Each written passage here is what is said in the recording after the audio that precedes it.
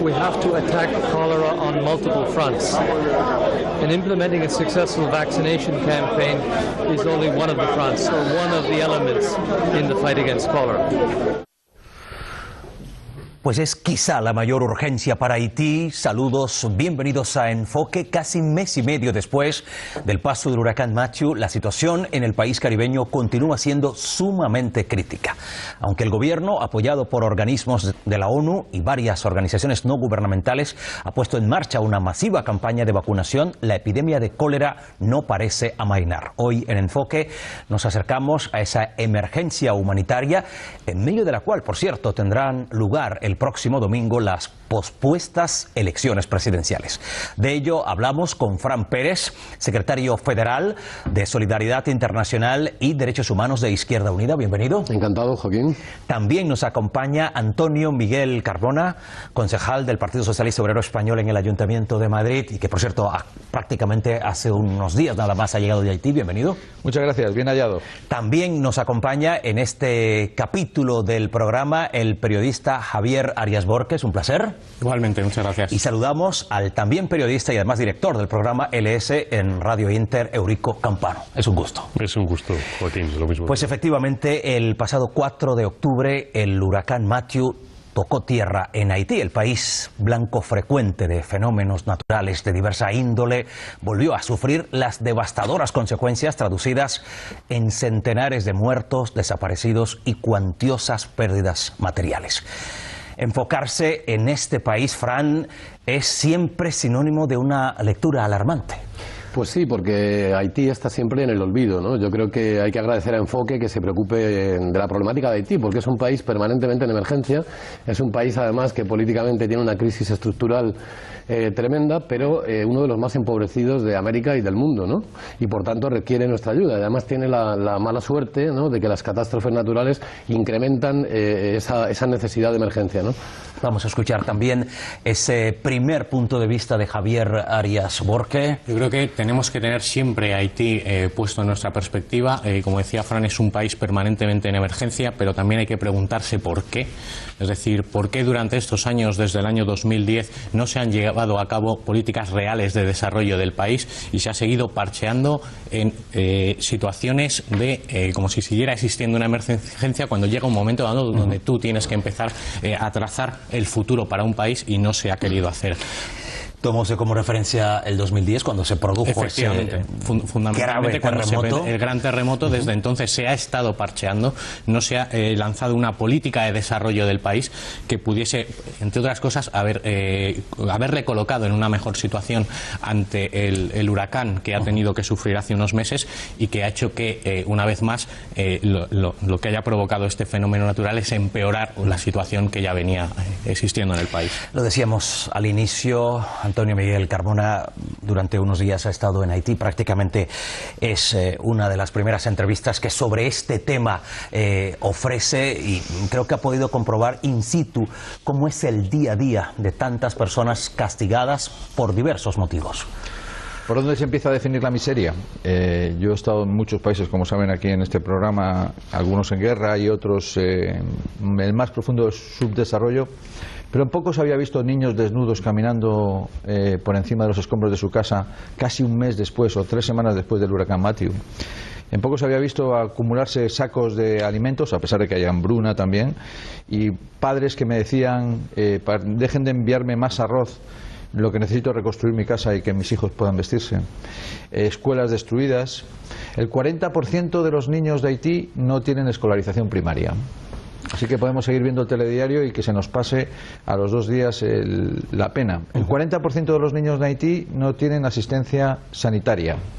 El 50% de los niños de Haití, según los médicos, han sufrido alguna agresión sexual.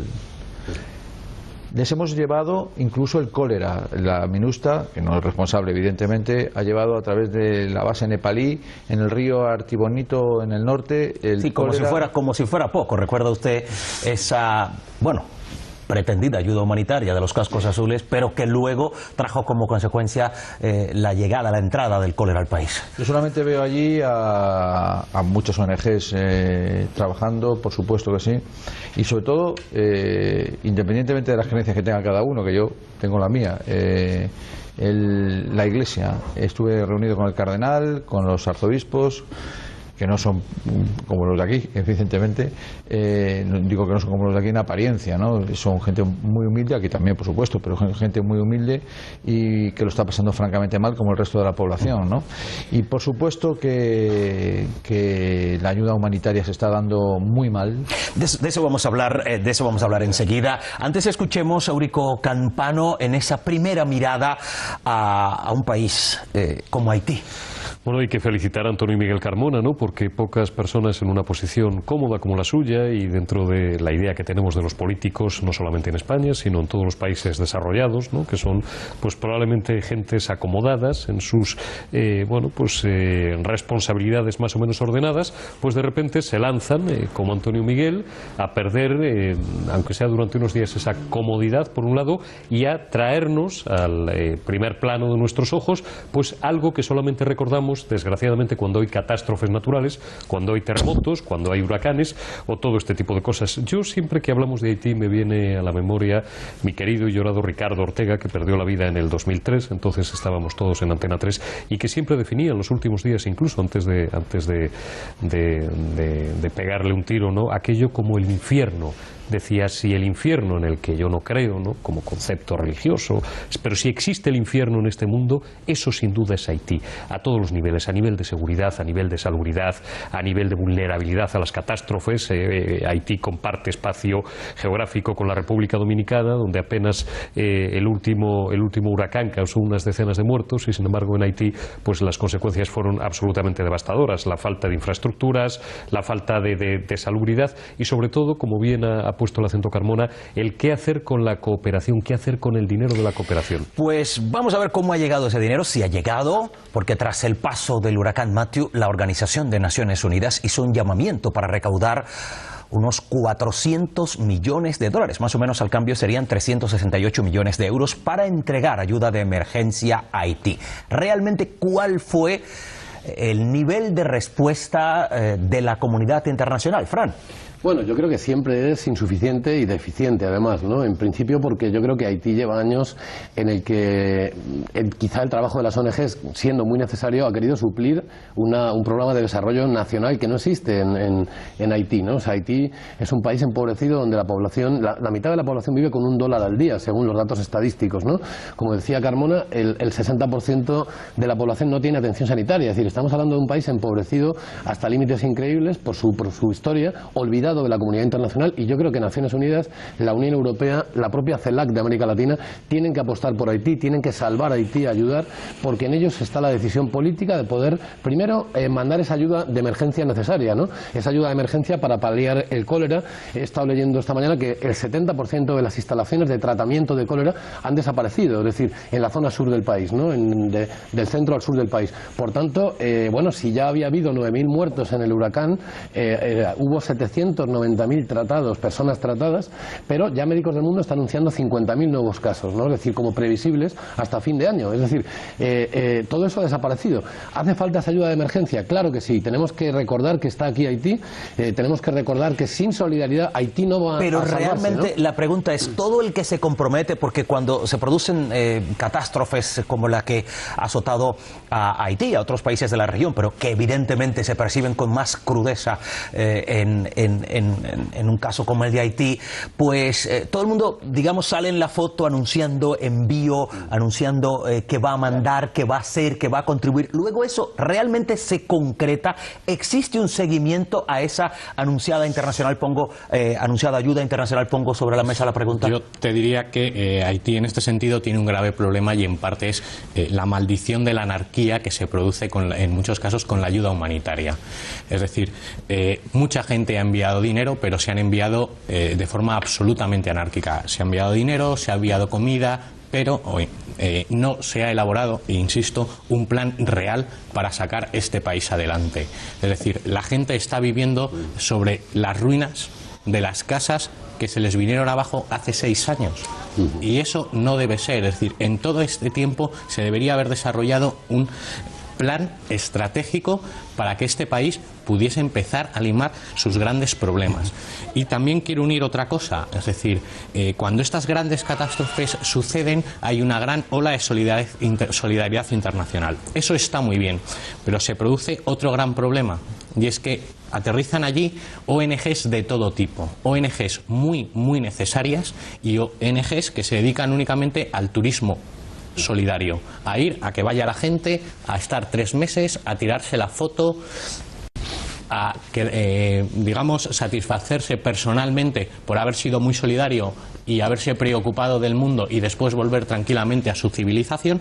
Y esto lo que hace es que se produzca, es lo que venía comentando, una absoluta anarquía que no ayuda en absoluto al país. Carmona, usted que ha ido hace apenas unos días y que ha podido tocar precisamente con la mano, pero sobre todo con el corazón, la realidad de los haitianos, ¿cuál es su lectura en ese sentido? Como decía él, yo he visitado muchos orfanatos. Uno de ellos se derrumbó en el año 2010 y sepultó a 50 niños. 50. Está todavía por reconstruir, pero hay niños, ¿eh? Está medio reconstruir, faltan solo 10.000 euros. El material y la mano de obra allí evidentemente es muy barata. Faltan 10.000 euros para terminar y los niños viven entre los cascotes, en una parte reconstruida malamente, y viven entre los cascotes.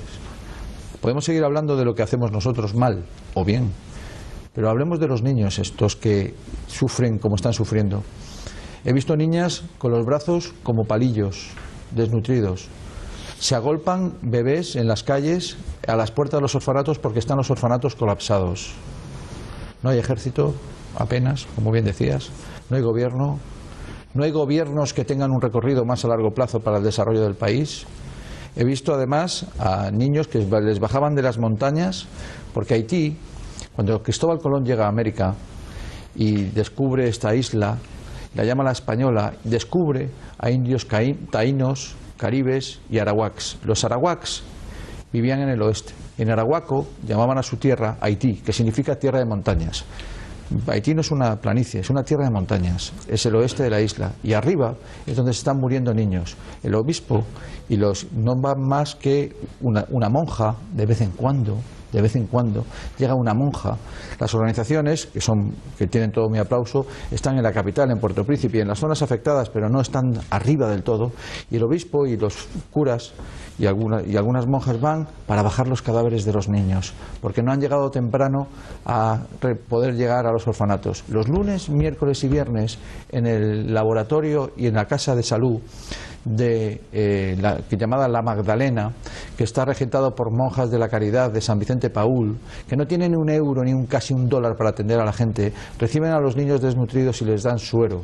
Están en la zona más peligrosa de Puerto Príncipe, donde yo me adentré conociéndome. Nos adentramos en las zonas más arriesgadas y más peligrosas, donde depositan a esos niños en las puertas de los orfanatos. No es como si fuera una novela del siglo XIX, es peor que una novela del siglo XIX, es el centro del infierno, pero podemos seguir hablando de nosotros mismos. Así de sobrecogedoras son estas palabras que nos acercan a la realidad precisamente de Haití, y en ese complejo y hemos dicho duro panorama humanitario post-Matthew, el brote de cólera ha recuperado fuerza. Las autoridades sanitarias del país han reportado unos 4.000 casos sospechosos de esa enfermedad, y ante ese panorama más de 3.000 voluntarios de la Cruz Roja de Haití junto a personal de la Organización Mundial de la Salud han ampliado sus actividades para prevenir la propagación de esa y de otras enfermedades. The challenge for this vaccination campaign is first of all to reach everybody.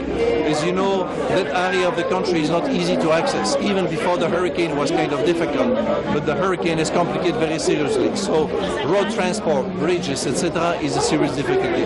So reaching the people physically is one issue. The other issue is security. We have to ensure that there is no trouble, that the people can have access without having interference of demonstration of those situations. Bueno, pues algunas cifras dan cuenta, Eurico, del suministro de vacunas a más de 850.000 personas. O sea que está en marcha una campaña realmente abarcadora. Claro, pero fíjate cómo la seguridad, ya lo hemos destacado, es uno de los principales problemas o el principal problema, ¿no? Si no hay ejército, como ya se ha dicho, si no hay policía, porque realmente quienes secundan a esos voluntarios. Claro, Haití es un estado fallido, hablaba Carmona y decía muy bien, destacaba el papel allí de la Iglesia, efectivamente, que no se parecen mucho, con todos los respetos, a los religiosos tal como los conocemos aquí, ¿no? Con gravísimo riesgo de sus vidas. Hace unos meses asesinaban a una monja española, Isabel Solá, ¿no? Era la última monja asesinada precisamente por entregar su vida por los más necesitados. Desde 2010 hasta 2014 son casi 800.000 los afectados de cólera. 6 de cada 10 casos de cólera se dan en todo el mundo, se dan en Haití, y mientras tanto pues nosotros nos entretenemos efectivamente hablando de nosotros mismos, viendo a ver qué hacemos con las ayudas.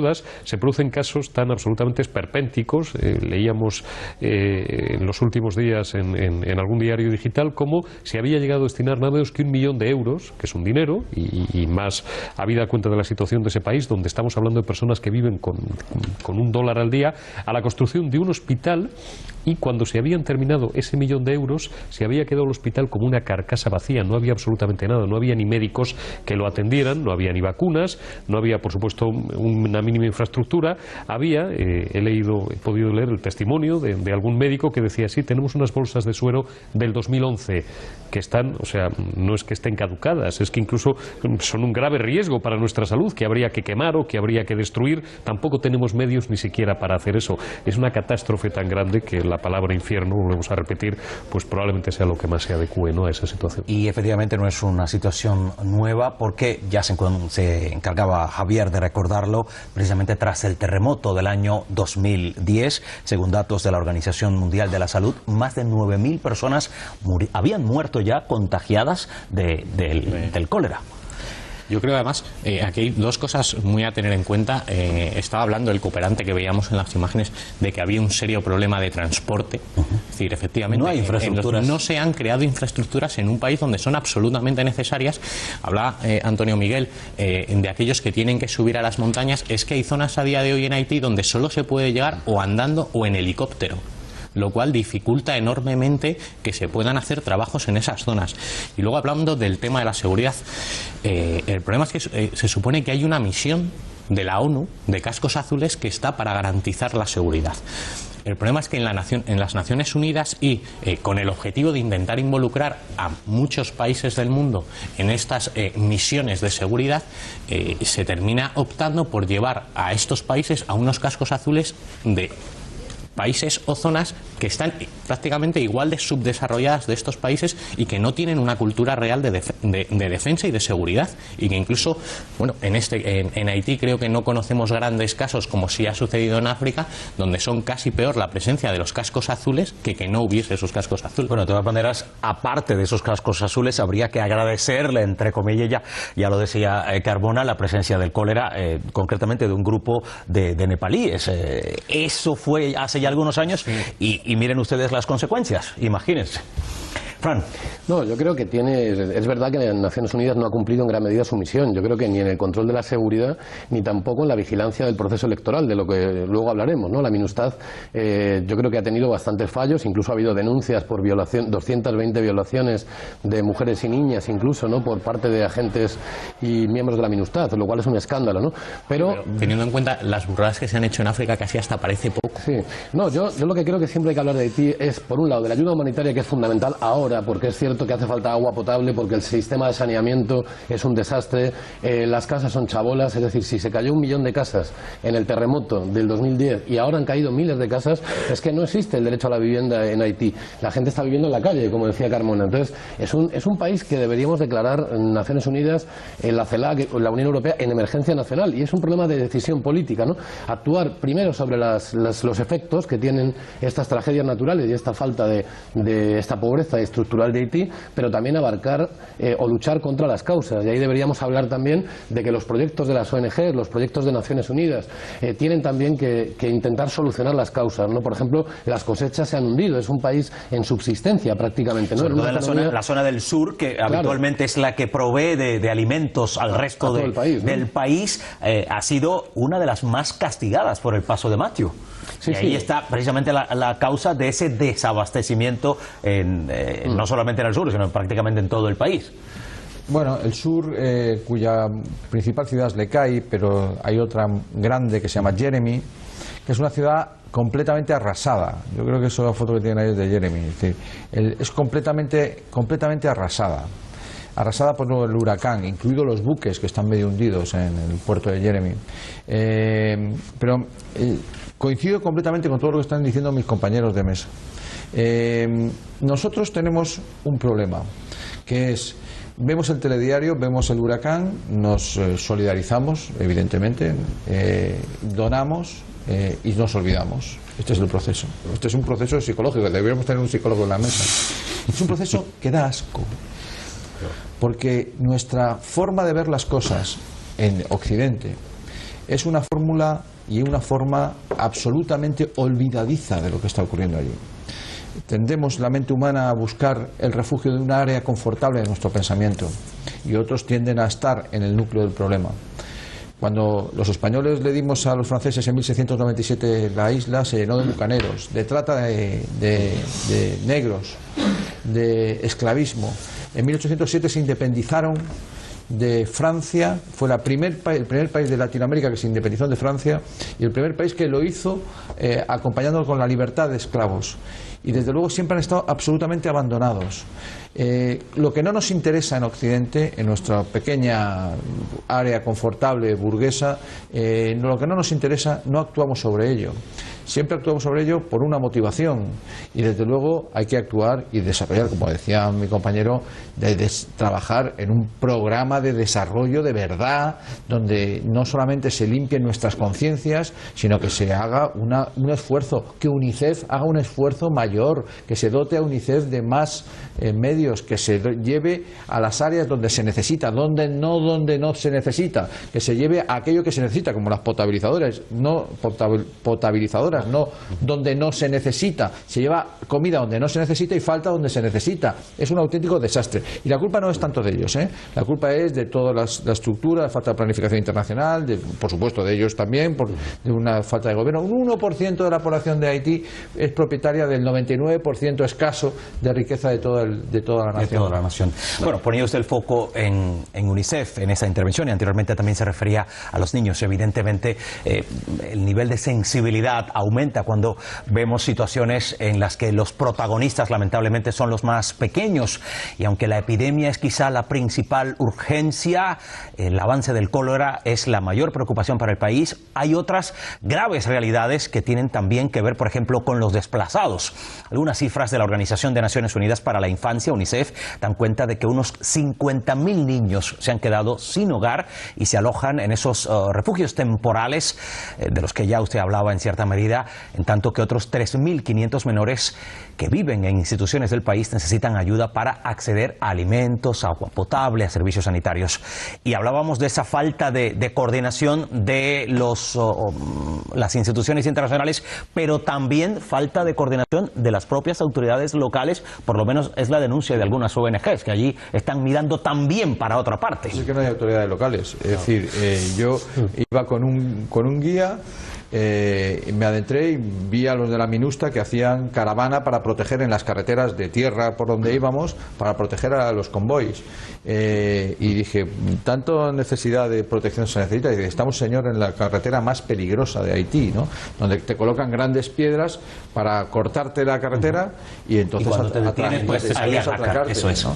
Entonces echarle la culpa a las pobres autoridades de Haití es relativamente fácil. Lo decía porque en el plano interno, hasta donde hemos sabido, se ha cuestionado mucho el caso de que, por ejemplo, han llegado convoyes militares de la República Dominicana. Ya sabemos que los vínculos habituales entre los dos países no son lo mejor que deberían, pero los dominicanos se han volcado también a ayudar, y el presidente interino, Jocelyn Prévert, daba la posibilidad y justificaba la presencia de fuerzas militares dominicanas resguardando esos convoyes, y es que decía que prácticamente, de no ser así, podría cundir aún más el caos y el robo de todo lo que se trae desde República Dominicana. Porque yo también he tenido oportunidad de ver estos días como una de las críticas habituales que se hace desde las pocas autoridades que hay en el país y de algunos profesores universitarios, es que las ONGs tienden a suplantar el papel de las autoridades,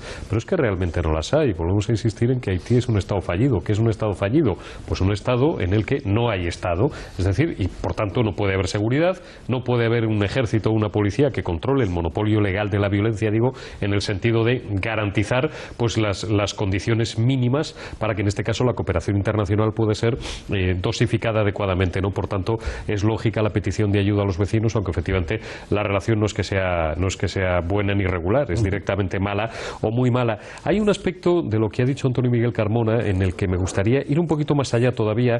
Dice que da asco, y es verdad, porque vemos, nos conmovemos, ayudamos y después nos olvidamos, y a veces, añado yo, robamos. Esto está por demostrar, pero y como está Suyu, dice, seré muy cuidadoso con las palabras, pero a mí me escandaliza un asunto que hemos tenido oportunidad de leer en las últimas semanas en la prensa española. Es una donación relativamente humilde, pero fíjate lo que pueden ser 220.000 euros para los haitianos, en este caso para la construcción de una escuela de fútbol para los niños de Haití desde 2010, a raíz del terremoto que dejó 200 y pico mil víctimas, y que nadie sabe dónde han ido, y que ahora el Consejo Superior de Deportes, ya no está don Miguel Cardenal, pero en fin, está preguntándole al señor Villar y a los que estaban alrededor que bueno, que qué han hecho con ese dinero, que qué han hecho con esa pasta, ¿no? Entonces, me imagino que a lo mejor no es el único caso, y hombre, esto no es que debiera sonrojarnos, es que esto a lo mejor debería de conducir a alguien directamente a un banquillo si finalmente se demuestra, ¿no? Porque no hay nada más miserable que robar algo de la ayuda para quien no tiene nada. No es demagogia, es que es la realidad. Yo, si me permitís, quería hacer un poco de abogado del diablo de todos aquellos que se olvidan del fenómeno. Es decir, yo he criticado, he alabado a aquellos que van a hacer un trabajo en una organización no gubernamental a estos países. También he criticado a aquellos que van a hacer turismo solidario. Pero también quiero decir, es normal que la gente se termine olvidando de lo que pasa en estos países. En el momento en que se supone que entra la ONU, que entra la Comisión Europea a ayudar, que entran las principales ONGs, yo creo que el ciudadano medio se queda relativamente tranquilo porque cree que eso va a funcionar. Él hace su aportación y dice, estos señores, que son los que saben, van a conseguir que esto tenga un remedio. Entonces, el problema es que la gente, el ciudadano medio que luego se olvida, no es consciente de que a los que está dejando a cargo de la situación, que son la ONU, la Comisión Europea o muchas ONGs, a la hora de la verdad no se están haciendo cargo como él cree. Por eso creo normal que haya cierta población que luego se termine olvidando, confiando en que has dejado allí unos resortes que van a ayudar al país. Pues una vez más en evidencia entonces el papel de los organismos internacionales. Sí, yo creo que, y lo he dicho en alguna ocasión, las Naciones Unidas, por ejemplo, tiene una agencia de prevención de catástrofes que trabaja en ciertos países, ¿no? Pero la tiene. ¿Por qué no existe en Haití? Por ejemplo, ¿por qué Naciones Unidas no implementa una agencia nacional de control de catástrofes, sabiendo ya que temporalmente, por la climatología, se van a producir sí o sí huracanes? Sí, entre mayo y octubre, ese periodo, ya sabemos ¿no? que en toda la región castiga a los más débiles, ¿no? Claro. Lo que pasa es que las consecuencias son diferentes. Claro, por ejemplo, en Estados Unidos y Cuba, que son dos países muy diferentes políticamente y de todo tipo, ¿no? Estados Unidos, me parece que el huracán Matthew dejó 20 muertos, pero tiene una agencia de prevención de catástrofes que actúa, que desplaza población a refugios, que toma medidas sanitarias, toma medidas de prevención.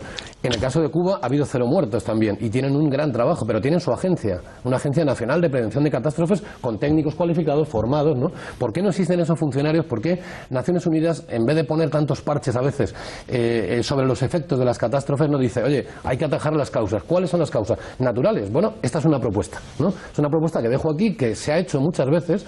Nosotros la hemos trasladado a Naciones Unidas, hemos insistido, pero no se abordan las causas, ¿no? El gran escándalo de Haití ya no es todo este fraude a veces de la cooperación. No, bueno, eso es una anécdota, pero es una anécdota repugnante. No, pero tenía razón Eurico en eso, ¿eh? Pero el gran escándalo para mí es el olvido, es decir, el olvido de las instituciones internacionales, de los gobiernos internacionales, porque a fin de cuentas, como decía Carmona, el ciudadano puede ser solidario, en el momento ayuda, en el momento colabora, luego se olvida, es verdad. Y en eso podemos hacer algún tipo de... Sí, pero hay otros que tienen prácticamente la responsabilidad, ¿no?, de hacerlo de manera habitual. Y Haití no es un país como Brasil de grande, ¿no? Es un país chiquitito, es decir, se podría actuar, se puede actuar, pero no se quiere, no se ha querido hasta ahora, ¿no? Es que lo lamentable es que la ONU está allí día a día y sigue parcheando. Vale, es decir, habría que plantearse a lo mejor qué porcentaje de víctimas se podrían haber salvado si en vez de llevar desde hace 6 años que el terremoto destruyó el país parcheando con los famosos shelters estos o viviendas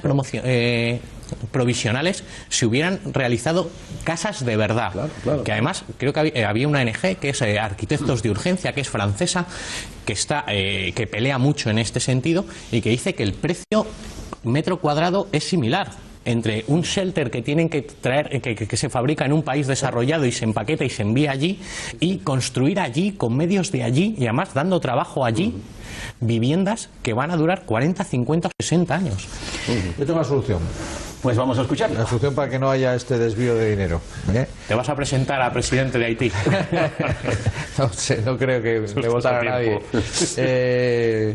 Cuando íbamos en un jeep por una de las carreteras peores yendo hacia Jeremy, camino de Lecay a Jeremy, en la zona sur, iba con el copiloto a mi izquierda, me giro y vi a una monja que iba con nosotros, como blanca como la leche.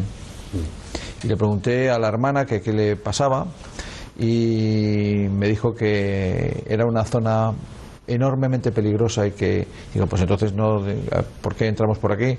Y me dijo, aquí somos los, entre otra cosa porque yo había dicho que fuéramos por las zonas por donde fuera. Y por aquí solamente entramos nosotras, por aquí no entran muchas ONGs, por aquí no entran, pues son muy peligrosos, es natural, no lo critico, no lo critico. Entran solo las monjas.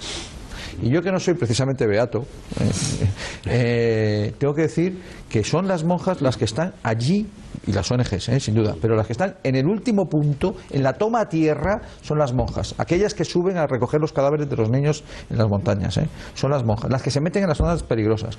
Si yo le digo a la minusta que me voy por la zona peligrosa, la minusta me hubiese acompañado con un jeep, como acompañaba cuando nos cruzábamos con ellos en la carretera en las carreteras estas peligrosas, ¿no? Entonces, ¿cómo donar? Pues mire, muy fácil, me viene el cardenal y me dice, señor Carmona, hablamos entre un francés y un inglés porque allí hablan un criol que no se entiende, que no lo entenderían ni los franceses, o los franceses no lo entenderían a ellos. Tenemos todas estas escuelas que cuesta reparar, 40 escuelas que cuesta repararlas 1 millón de euros. Hablo con el obispo de Jeremy. Vemos todas las escuelas destruidas, los orfanatos con los niños sepultados en algunos casos. Cuesta 1 millón de euros reparar 40 escuelas, ¿vale? Esta cifra sería impensable en España, pero entiéndame, la escuela es muy importante, porque no solamente se enseña a leer y escribir a estos niños, sino que se les da de comer, por eso están sin comer. Entonces, bueno, pues llevo aquí una semana y tengo que darles una buena noticia. Llevamos más de 500.000 euros, casi 600.000 euros recolectados, poniendo el gorro a aquellos que consideramos importantes en España, comillas, algunos amigos míos, para que se lo den a la gente que no es tan importante, pero es la gente que importa. ¿Qué importa? Y con las fotos que les he enviado a ustedes y que les he enviado a amigos míos, muchas de las cuales, como ven los telespectadores, están acompañándonos algunos a lo largo del programa. Pues ya han donado. Por cierto, gracias también por ese detalle. ¿Y por qué aporto una solución? Modestamente, porque dénselo a el cardenal. Y el cardenal, a quien realmente va a saberlo administrar. Al cardenal. Claro. Bueno, pues el cardenal construirá las escuelas, creo que está haciendo. Pues mientras vive una situación de emergencia humanitaria, Haití llega a sus aplazadas elecciones presidenciales. Así retratan el país caribeño varios medios de comunicación. Vamos a dejarles con nuestro enfoque de prensa.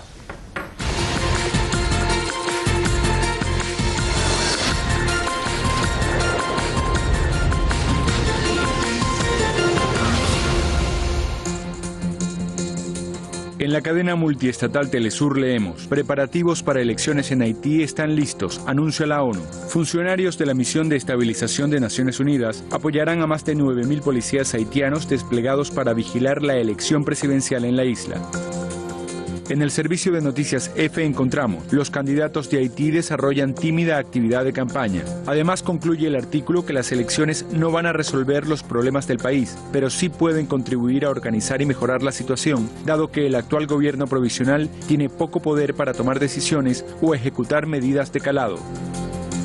En la cadena venezolana de televisión destacan: países no alineados activarán plan de solidaridad con Haití. Esta acción permitirá además la realización de eventos especiales para acelerar el proceso de reestructuración de la nación, que antes de este último huracán fue sacudida en 2010 por un terremoto que dejó más de 300.000 fallecidos.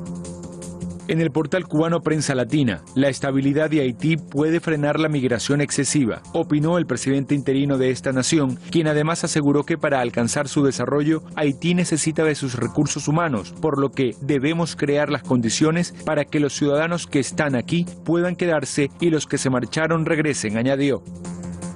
Y cerramos en la web debate: crisis migratoria, haitianos en México. Angustia y caos son las palabras que mejor definen la situación que se vive en el límite entre México y Estados Unidos. Una nueva ola de migrantes, originarios en su mayoría de Haití y países africanos, están llegando masivamente a Tijuana y Mexicali. Son desplazados económicos que van en busca del sueño americano, ese que se ve tan lejos y está tan cerca. Bueno, pues como hemos comentado, el próximo domingo tendrán lugar finalmente en Haití las elecciones presidenciales, las de un tercio del Senado y las legislativas parciales. Digo finalmente porque estas fueron suspendidas a principios de octubre tras el paso del huracán Matthew.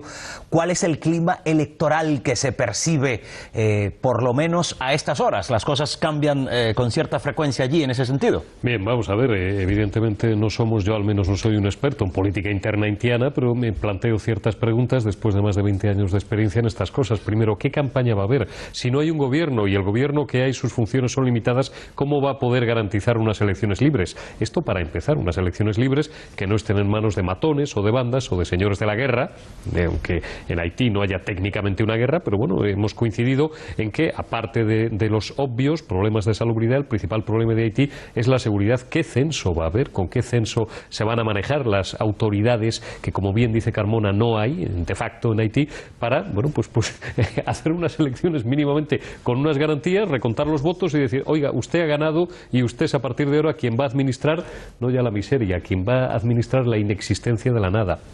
Son preguntas que yo planteo. Buena pregunta, ¿respuestas? No, yo comparto lo que ha dicho el compañero. Es absolutamente cierto que en la situación que hay, en el que la gente está presa del cólera o víctima del cólera, ¿no? En la situación que nos ha descrito Carmona en primera persona, es decir, cuando han caído cientos de escuelas, las carreteras, hay kilómetros y kilómetros destrozados, ¿no? Pues no hay condiciones para unas elecciones. Ahora hay que intentarlo, ¿no? También hay que intentarlo, porque si no, Haití ocurre lo que pasa ahora, que está al margen del sistema democrático. No hay gobierno en Haití. Las elecciones, cuando se celebran, lamentablemente suele haber fraude electoral, cuando no gobiernos corruptos, ¿no? Después de la dictadura de Duvalier. O sea, realmente la historia contemporánea de Haití política es también siniestra y lamentable, ¿no? Pero hay que intentar que haya gobiernos democráticos. Cuando hubo el de Aristide, hubo un golpe de Estado y se le desplazó, ¿no? Que era realmente, yo creo que fue el presidente más democrático. Y se le volvió a desplazar. Claro, pero efectivamente el censo, yo creo que el censo es dudoso que haya un censo. Se llevó a Washington. Claro, se le llevó a Washington. Quédate aquí. Entonces, por si acaso. Elecciones son deseables, pero yo tengo dudas que se puedan celebrar con las condiciones que entendemos como dignas de un proceso democrático. Yo señalo una necesidad fundamental: el control del censo, para que no se den situaciones como la que se dio cuando ganó Martelly, donde se denunció que el 15% de los registros electorales fueron robados, ¿no? Y en algunos casos aparecieron otra vez en urnas llenas del 99%. No, pero cabría preguntarse, 99% a propósito, claro, de lo que decía Eurico, ese censo, si el censo que estaba establecido era previo al 9 de octubre, era precisamente en los días previos al 9 de octubre. Las elecciones se posponen, se produce lamentablemente la pérdida de tantas vidas humanas. ¿Qué censo hay ahora? O sea, ¿de qué partimos? No hay un censo, es verdad todo lo que estáis diciendo, pero el problema es que no hay un censo de población, no hay un padrón. Es una población que no sabe si tiene 10 millones o 15 millones de habitantes. Porque no están ni domiciliadas y no tienen. Bueno, claro. ¿Cómo vas a empadronar? ¿Cuántos son? ¿10, 11, 12? Me decía el cardenal. Yo creo que 15. Me decía el cardenal. Más o menos. Yo creo que 15. 10, y es una persona de las más formadas. Bastante ilustrada, sí.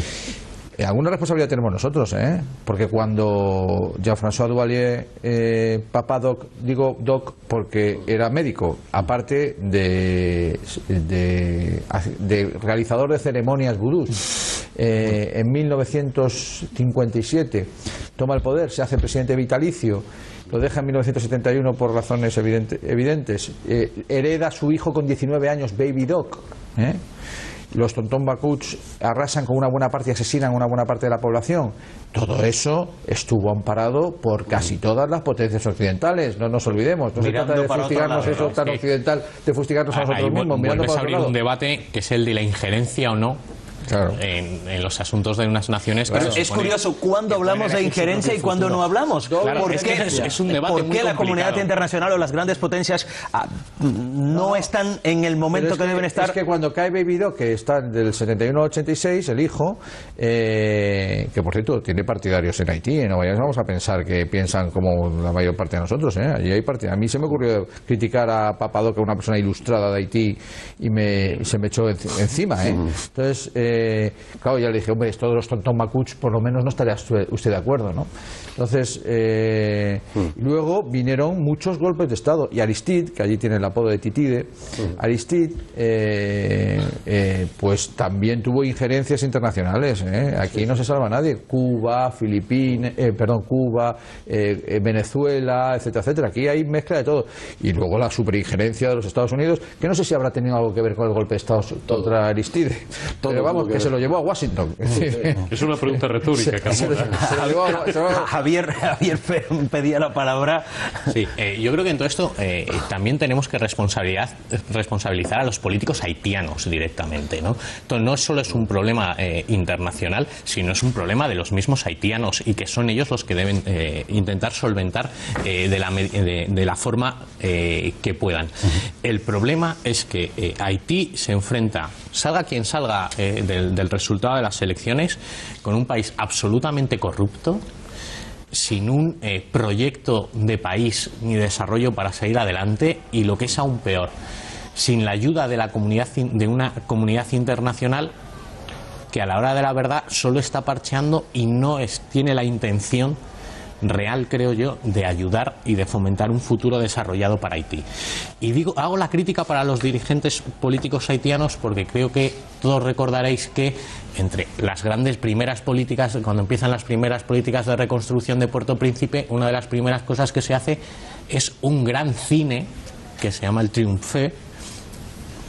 ¿Para qué necesita Haití un cine con aparcamientos cuando tienes derruido el país? Entonces, yo creo que aquí tenemos un gran problema, y es que Haití tiene una clase política que presenta bastantes dudas sobre sus intenciones reales de sacar el país adelante. Tiene un organismo internacional que debería estar a su lado, que es la ONU, que en verdad no está haciendo su trabajo y está únicamente parcheando. Y esto, yo creo que lo que genera es que, tenemos la sensación de que el futuro de Haití es muy negro a día de hoy. Vamos a hablar de eso. La jornada de este domingo, en realidad, y yo decía hace algunos minutos, finalmente, bueno, pues es que se trata de la continuación de un proceso. Vamos a recordar que se inició en 2015, cuando se llegó incluso a celebrar una primera vuelta de las presidenciales. Bueno, pues tras numerosas protestas y el aplazamiento de la segunda ronda entre denuncias de fraude, el Consejo Electoral Provisional ordenó retomar desde cero todo el calendario. Por eso el tema que introduce Javier viene precisamente muy oportuno. ¿Hasta dónde realmente podrían los políticos y estas venideras elecciones contribuir a resolver los problemas reales del país? Bueno, yo creo que tiene que haber un gobierno democrático en Haití. Hay que intentar que haya un gobierno democrático y alguien que lleve las riendas, la dirección del país hacia ese programa nacional de desarrollo que hace falta, ¿no? Un programa de soberanía económica, de soberanía política, ¿no? Yo estoy de acuerdo con lo que dijo Carmona, de que el intervencionismo norteamericano y francés, por ejemplo, han existido siempre, ¿no? Que nunca les han perdonado la rebelión de los esclavos y ser el país que tuvo la primera independencia de América. Desde entonces Estados Unidos ha estado haciendo injerencia en Haití y también Francia, digo, por no señalar al resto resto de los países europeos que miraban para otro lado, ¿no? Pero claro, tiene que haber un gobierno en Haití. Yo lo que dudo mucho es de la participación que haya en Haití. Ya en el 2015, si mirasteis los datos estadísticos, la participación democrática de los ciudadanos va bajando. ¿Y por qué baja? Porque no van creyendo en el sistema político, ¿no? En unos políticos que hacen fraude electoral, en políticos que son corruptos, que no se ocupan de verdad de los problemas ciudadanos, y que cuando llega alguien como Aristiz, que era alguien limpio, honesto, con un proyecto de país, se le da un golpe de Estado y se le echa y se le secuestra y se lo manda a Estados Unidos, ¿no? O en elecciones, como hemos visto, perdón, le interrumpo, claro, Fran, veíamos ahí imágenes con una lista de candidatos, de decenas de candidatos a la presidencia del país. O sea, ¿cómo hay una entender locura todo de esto? fraccionamiento político, una locura, porque en un país tan pequeñito que haya 70 candidatos o 50 partidos es verdaderamente una locura, ¿no? Deberían los partidos estructurarse en bloques, no sé, políticos y sociales más homogéneos, ¿no? Eso también forma parte del... Pero yo creo que no va a haber unas garantías tampoco ahora demasiado limpias. Para ello, Minustah tendría que ser más eficaz y tendría que haber la misión de estabilización va a poner apoyar a los 9.000 policías nacionales, 9.400 más o menos, que van a vigilar el proceso. Habrá que ver. Claro, yo creo que además de policías, con esto termino esta intervención, ¿no? Tendría que haber observadores internacionales que estén 3 meses en la zona. Es decir, tiene que haber observadores de todos los países democráticos europeos, de la CELAC, de América Latina, que vigilen el proceso para poder evitar los fraudes, ¿no? Para poder evitar lo que yo os decía la otra vez, que el 15% de las urnas, en la época de la victoria de Martelly, resulta que hubo denuncias de que habían desaparecido directamente, y algunas reaparecieron con el 99% de los votos a favor de Martelly, lo que hacía un poco Obiang Nguema en Guinea Ecuatorial, ¿no? Es curioso, porque el tema de las misiones de observadores internacionales en otras elecciones es vital, y aquí ni se ha hablado, nadie ha pedido, nadie ha exigido que haya una misión de observadores con independencia del color político de donde vayan, pero nadie habla de eso. Eurico. Yo creo que porque Haití está ya tan bajo en la escala, claro, observadores internacionales era lo que nos quedaba efectivamente por decir, y lo introduce muy bien Fran. ¿Cómo va a haber participación, enlazando con tu argumento, entre un pueblo que no come, que pasa hambre, que no tiene agua, que no tiene sanidad, que no tiene educación? Es que en esas condiciones, esos derechos que sí que son básicos, porque son básicos para la supervivencia, entre unas gentes que probablemente su único objetivo será saber si van a existir al día siguiente, cómo se van a plantear cualquier cauce de participación política, de elección de un gobierno que pueda sacarles de su situación. Y observadores internacionales, bueno, pues para determinados países que no están en ese nivel de subdesarrollo, sin ser un ejemplo, y estoy pensando en varios países latinoamericanos, pues evidentemente pueden ser algo absolutamente necesario. Pero en Haití es que todo es tan inexistente, todo está tan destruido, que incluso aunque pusiéramos ahí una legión de observadores 3 meses, pues ¿para legitimar qué? Para legitimar unas elecciones que prácticamente van a ser virtuales. Yo sigo pensando, no es que sea muy pesimista, es que yo no me imagino haitianos votando, insisto, cuando ni comen, ni beben, ni tienen sanidad, ni tienen educación, ni tienen casa. Tal vez tienen cosas más interesantes que hacer. Sin ninguna duda. Como seguir de las que sobrevivir. Carmona, que hace rato no lo escuchamos. Michel Martelly, que es un cantante de éxito, el anterior presidente, y que puede volver a ser el próximo presidente de Haití, que se presenta a las elecciones. Y luego hay otra posibilidad, que gane una política que representa los intereses políticos de Aristide, que también está echando el pulso, pero es verdad que hay una atomización absoluta. De todas maneras, yo no me preocuparía demasiado, pero la preocupación básica es con quién tenemos que hablar, de la dirección política, ¿no? Entonces, ¿qué estructura política es donde va a recaer la distribución de la ayuda, etcétera, etcétera, ¿no? Y yo no me preocuparía, porque una vez que se tome esa decisión electoral, lo que elijan los haitianos no va a ser lo de garantía en cualquier caso. No porque elijan mal, sino porque casi nada es de garantía. Entonces, las estructuras hay que crearlas desde el inicio. No podemos ni hacer un tutelaje, ni aquello que se ha hablado, yo creo que de forma inconsciente, de convertir a Haití en un protectorado. Un acompañamiento perenne, de los ¿no? Estados Unidos. No, primero, no les interesa a los haitianos porque tienen, por supuesto, dignidad e historia, y tampoco les interesa a los Estados Unidos de América, por supuesto. Las cosas como son. Las cosas como son. Pero se supone que para eso sí estarían organizaciones internacionales como la ONU.